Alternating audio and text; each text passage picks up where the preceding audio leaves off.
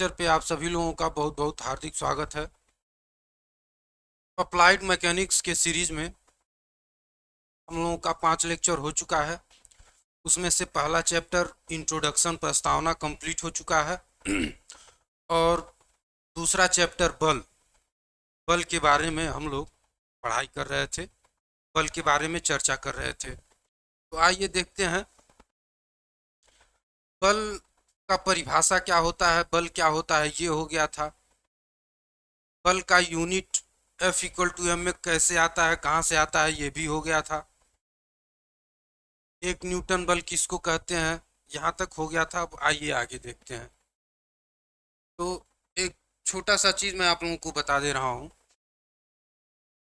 1 Newton बल बराबर 1 kilogram गुणे 1 मीटर पर सेकेंड स्क्वायर। ठीक है ना।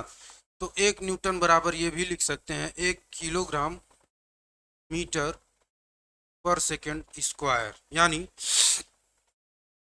बल का जो एसआई मात्रक होता है MKS, या तो न्यूटन होता है या किलोग्राम मीटर पर सेकेंड स्क्वायर होता है। ठीक है। तो ये थोड़ा सा यूनिट के बारे में हम लोग देख लिए। अब देखिए, अब नेक्स्ट टॉपिक हम लोग स्टार्ट करते हैं। कैरेक्टरिस्टिक्स ऑफ बल ऑफ फोर्स, बल के अभिलक्षण, कैरेक्टर ऑफ फोर्स। या इसको हम लोग ये भी कह सकते हैं ना कि बल को कंप्लीटली डिस्क्राइब करने के लिए, बल को कंप्लीटली बताने के लिए किस किस चीज की आवश्यकता पड़ती है, उसको हम लोग बोलते हैं बल का कैरेक्टर। ठीक है। तो देखिए, पहला, जैसा कि आप लोग जानते हैं, वेक्टर है। तो इसको दिशा चाहिए ही चाहिए, दिशा बताना पड़ेगा कि किस दिशा में आप बल लगा रहे हैं। परिमाण भौतिक राशि है, तो परिमाण तो चाहिए ही चाहिए। इसके बाद पॉइंट ऑफ एप्लीकेशन, उस पूरे बॉडी पर, जिस बॉडी पे आप बल लगा रहे हैं, किस पॉइंट पे लगाएंगे, वो पोजीशन भी हम लोगों को चाहिए। इसके बाद लाइन ऑफ एक्शन भी हम लोगों को पता होना चाहिए। ठीक है। आइए देखते हैं।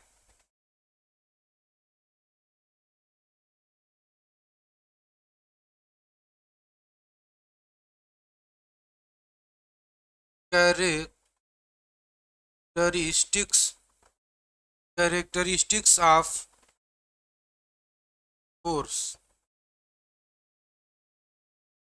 इसको हिंदी में बोला जाएगा बल के अभिलक्षण।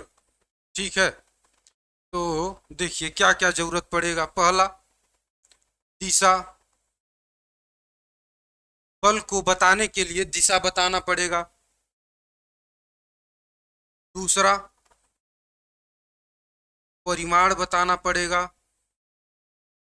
तीसरा,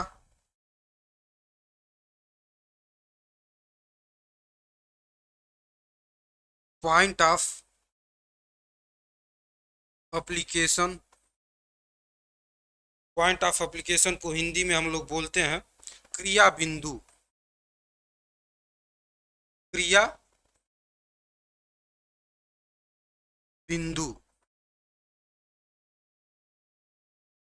ठीक है। चौथा, क्रिया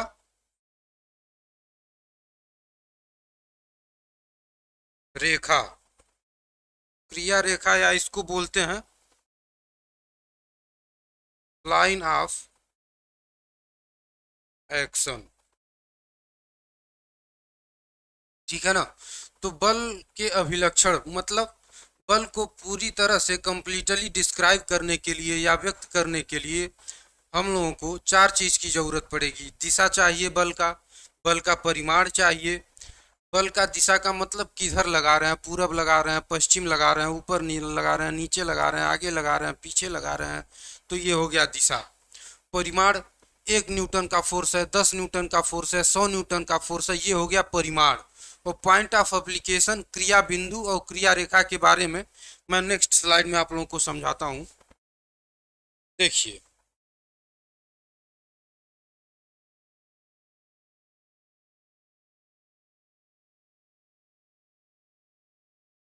ठीक है।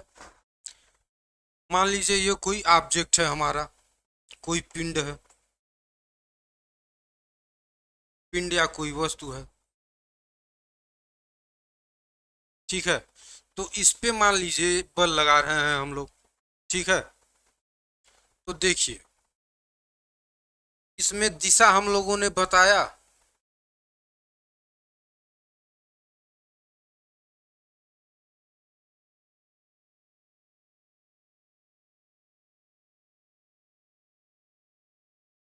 ठीक है। तो पहला, इस पे जो बल लगा रहे हैं इसको बताने के लिए देखिए क्या क्या चाहिए। पहला क्या चाहिए, परिमाण, मतलब ये बल कितना ज्यादा है या कितना कम है। परिमाण का मतलब कितना ज्यादा है कितना कम है, उसमें ये बताएंगे 1 2 3 4 5 6 7 8 9 10 कितना न्यूटन का फोर्स लगा, ठीक। दूसरा देखिए, दिशा बताया गया ना, दिशा, दिशा यहाँ पे क्लियर है, दिशा किधर है, राइट साइड में, ठीक है ना। या ये कह लीजिए पॉजिटिव एक्स एक्सिस, धनात्मक एक्स अक्ष की ओर बल लगा है, ठीक है। अब देखिए तीसरा, इस बिंदु पे बल लगा है, ये भी तो आपको पता है, इस बिंदु पे बल लग रहा है। इसको मैं थोड़ा बड़ा करता हूं ताकि आप लोगों को समझ में आए।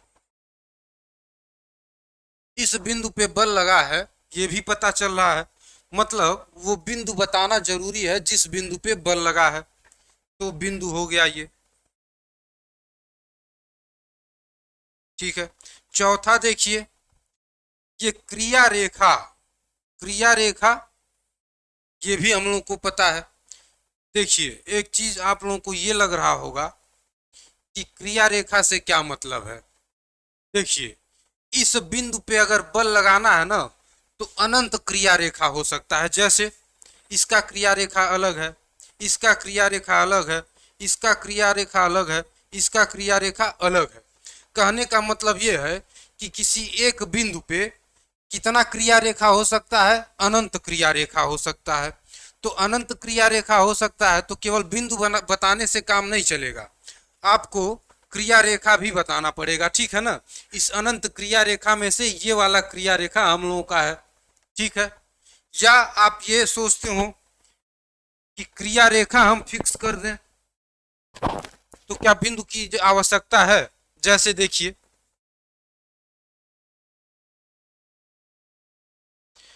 क्रिया रेखा ये फिक्स है, ठीक। तो अब वो बिंदु बताना ही पड़ेगा जिस पे आप फोर्स लगा रहे हो। जैसे क्रिया रेखा तो ये भी हो सकता है, वही वाला ये भी, ठीक है ना।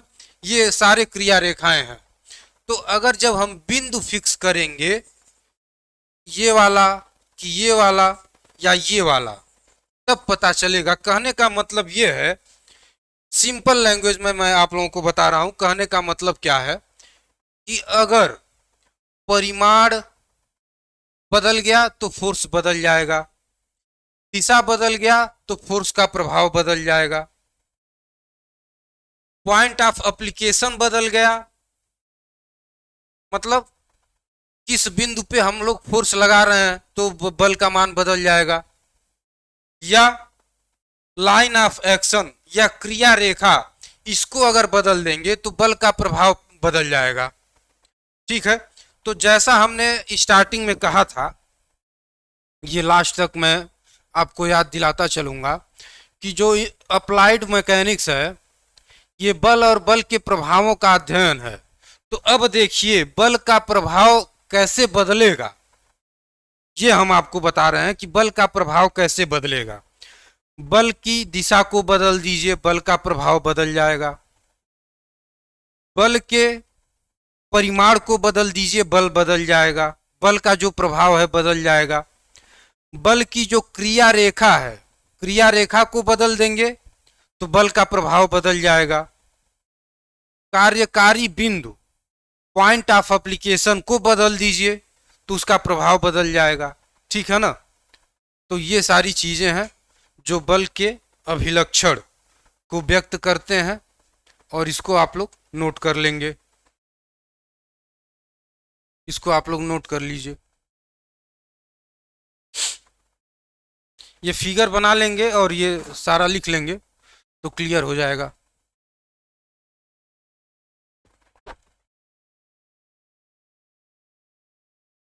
ठीक है, चलिए अब देखिए बल के प्रभाव। ठीक है, तो यही अप्लाइड मैकेनिक्स यही होता ही है, बल के प्रभावों का अध्ययन करना। तो देखिए आ गया ना बल का प्रभाव। और शुरू में परिभाषा में भी यही बताया गया था आपको कि बल और बल के प्रभावों का अध्ययन करना ही क्या कहलाता है, अप्लाइड मैकेनिक्स कहलाता है। और ये टॉपिक खुद आ गया, बल के प्रभाव। तो बल के प्रभाव मतलब किसी पिंड पर, किसी वस्तु पर, किसी ऑब्जेक्ट पर आप फोर्स लगा रहे हैं तो उसमें क्या क्या परिवर्तन हो सकता है, यही अध्ययन करना तो अप्लाइड मैकेनिक्स कहलाता है। तो वही टॉपिक खुद आ गया। देखिए क्या क्या प्रभाव होगा। रुकी हुई वस्तु को गतिमान करना। ठीक है, कोई कोई वस्तु रुका हुआ है, ठीक है। एक सेकंड,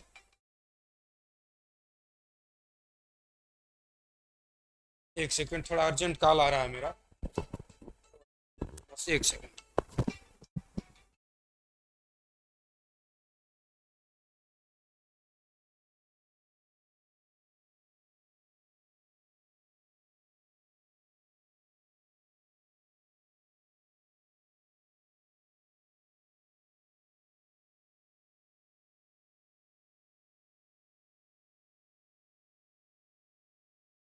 चलिए, तो हम लोग कहाँ पर थे,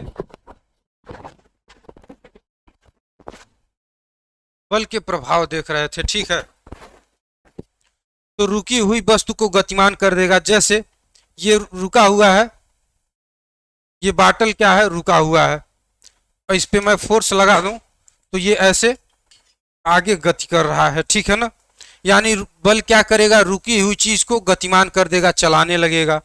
इसका उल्टा भी हो सकता है। उल्टा क्या हो सकता है, गतिमान वस्तु को रोकना।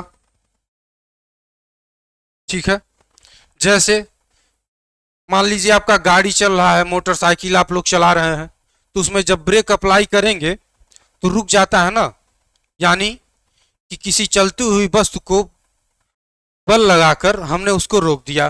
तो एक प्रभाव ये हो गया। पहला प्रभाव क्या था, गतिमान करना। दूसरा है रोकना। तीसरा देखिए,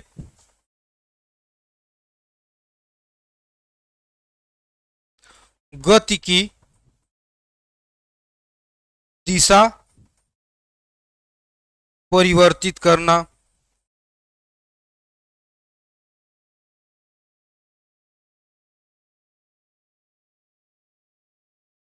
ठीक है ना, गति की दिशा को परिवर्तित करना। तो गति की दिशा को परिवर्तित करने का एग्जाम्पल, एकदम प्रैक्टिकल एग्जाम्पल आप लोगों को मैं दे रहा हूं।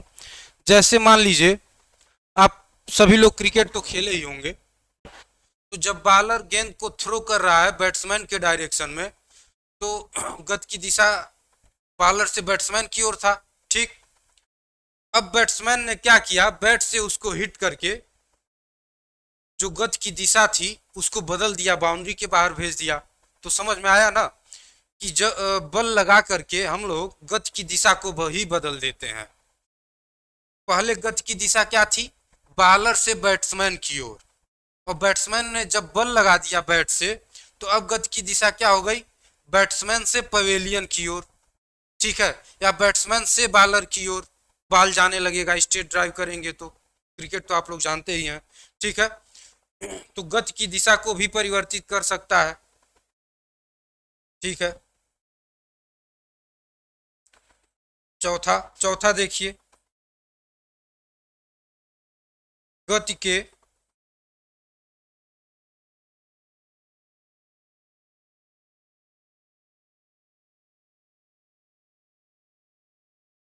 गति के परिमाण को बदलना। ठीक है, गति के परिमाण को बदलना, इसका भी एग्जांपल मैं क्रिकेट से ले रहा हूं। जैसे मान लीजिए बाउंड्री पे कोई बॉल जा रहा है और फील्डर ने डाइव लगा के उसको रोकने का कोशिश किया लेकिन रुका नहीं। तो एक बात देखिए यहाँ समझने लायक है, बॉल रुका नहीं, ठीक है, बाउंड्री में चला गया, ठीक है, लेकिन जिस स्पीड से, जितना तेजी से बॉल आ रहा था, फील्डर के हाथ से टकराने के बाद स्पीड कम तो हो गया ना, नहीं रुका, ठीक है, कोई बात नहीं, लेकिन जो गति है वो बदल गई। मतलब पहले बहुत तेज आ रहा था, अब स्लो हो गया, धीरे धीरे हो गया। तो गति के परिमाण को बदलना मतलब कोई चीज बहुत तेज आ रहा था उसको हमने स्लो डाउन कर दिया, तो बल का ये भी प्रभाव हो सकता है। ठीक है, अब पांचवा प्रभाव देखिए, आकार व आकृति, आकार व आकृति में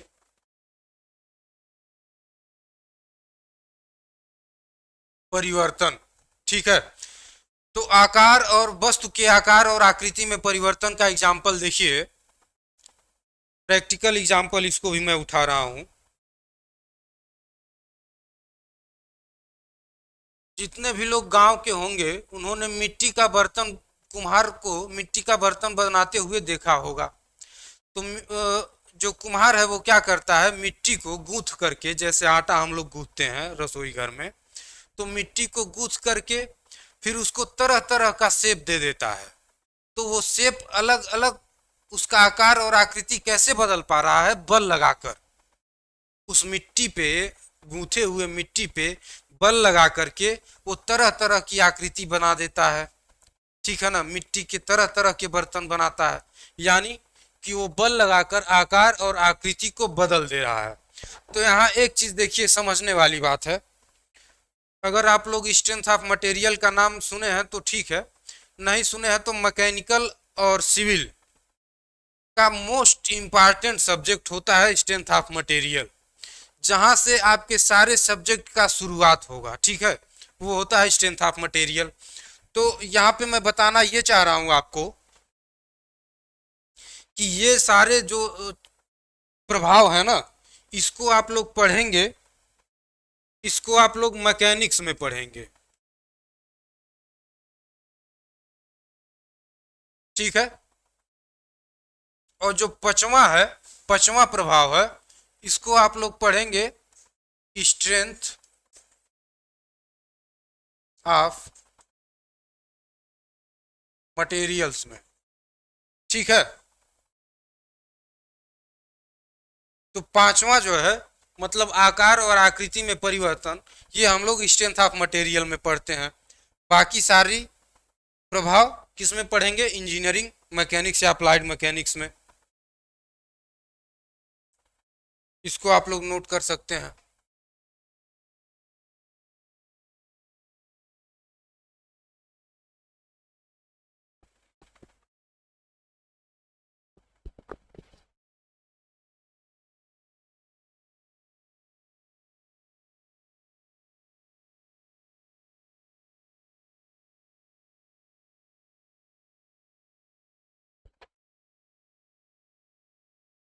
चलिए,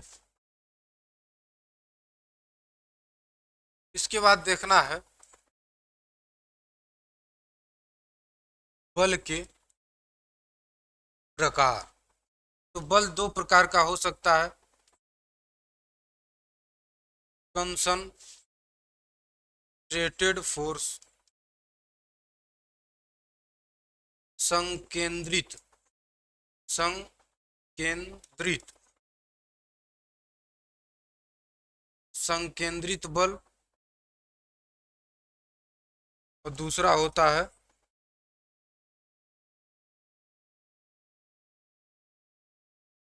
यूनिफॉर्मली,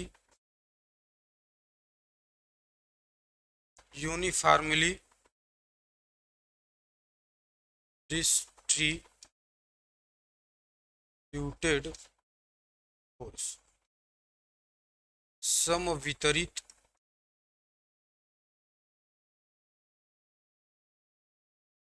बल। ठीक है, तो देखिए संकेंद्रित बल और समवितरित बल का मतलब क्या होता है। जैसे देखिए ये मेरा हथेली है और इसके किसी एक पॉइंट में जब मैं फोर्स लगाऊंगा किसी एक पॉइंट पे, जैसे देखिए एक पॉइंट पे फोर्स लग रहा है ना, एक पॉइंट पे फोर्स लग रहा है, तो ये क्या है, संकेंद्रित बल है या कंसंट्रेटेड फोर्स है। ठीक है, अब देखिए अब किस तरह से मैं बल लगा रहा हूं, इस हथेली पे इस मोबाइल से मैं बल लगा रहा हूं। ठीक है, तो जो हमारा बल है वो समवितरित है पूरे हथेली पर। जो मैं हथेली पे बल लगा रहा हूं इस मोबाइल से, वो पूरे हथेली पे समान रूप से वितरित है। जैसे देखिए ये इस तरह से फोर्स लगा रहा हूं अपने हथेली पे, मतलब इस मोबाइल द्वारा मेरे हथेली पे जो बल लगाया जा रहा है वो समान रूप से वितरित है पूरे हथेली पर। लेकिन इस पेन से मैं जब फोर्स लगा रहा हूं तो क्या ये पूरा बल, ये बल पूरे हथेली पे वितरित है? नहीं, किसी एक पॉइंट पे लग रहा है। तो ये क्या कहलाएगा, कंसंट्रेटेड फोर्स या संकेंद्रित बल। और जब इस मोबाइल से इस पे बल लग रहा है हथेली पे, तो ये बल पूरे हिस्से पर समान रूप से वितरित है। ठीक है ना, तो इसको क्या कहेंगे, समवितरित बल। चलिए इसका परिभाषा मैं लिख देता हूं।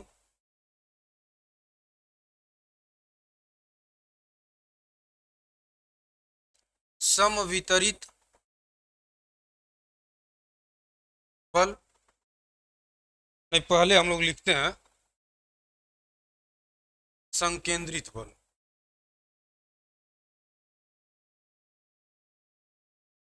संकेंद्रित बल जब किसी वस्तु पर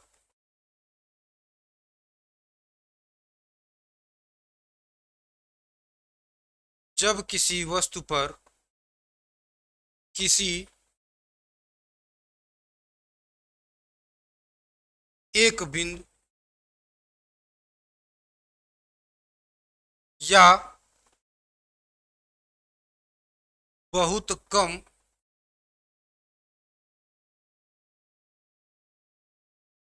क्षेत्रफल पर बल लगाते हैं तो उसे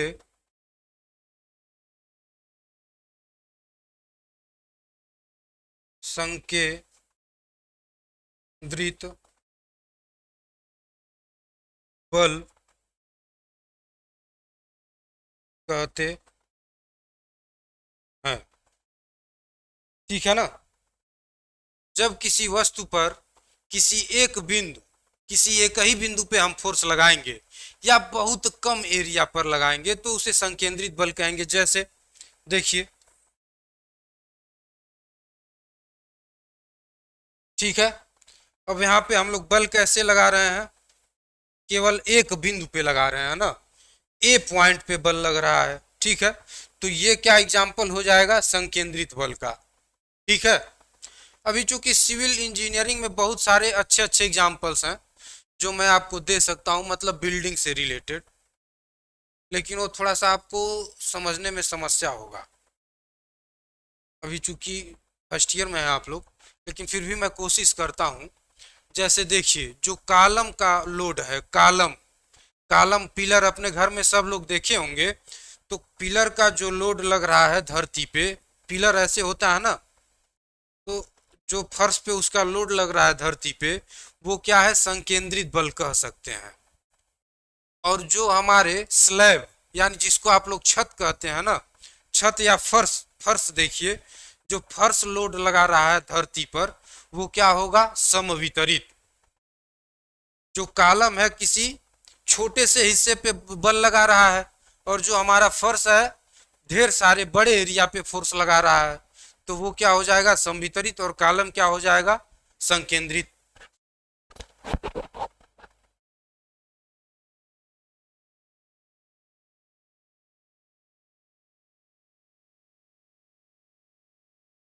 समवितरित, ठीक है, समवितरित बल।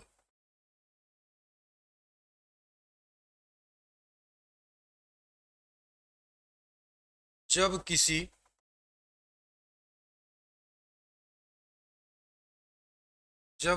वस्तु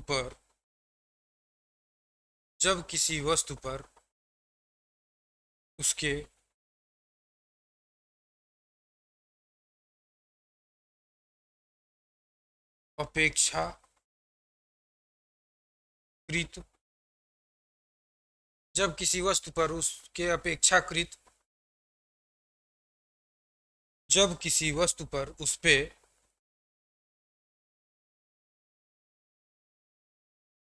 उस पे अपेक्षाकृत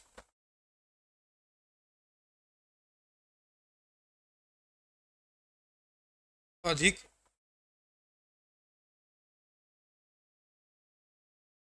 क्षेत्रफल पर बल समान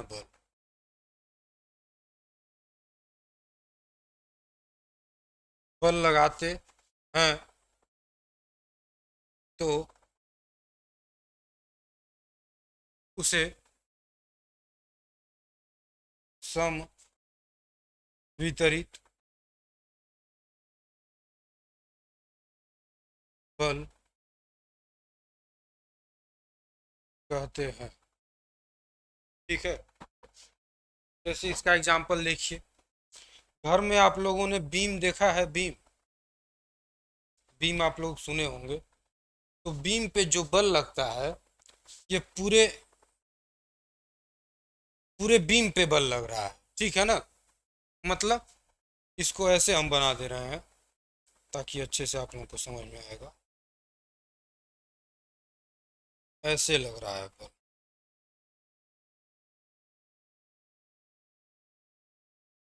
ठीक है। पूरे एरिया पर बल लग रहा है तो उसको क्या कहेंगे? समवितरित बल। इसको आप लोग नोट करिए।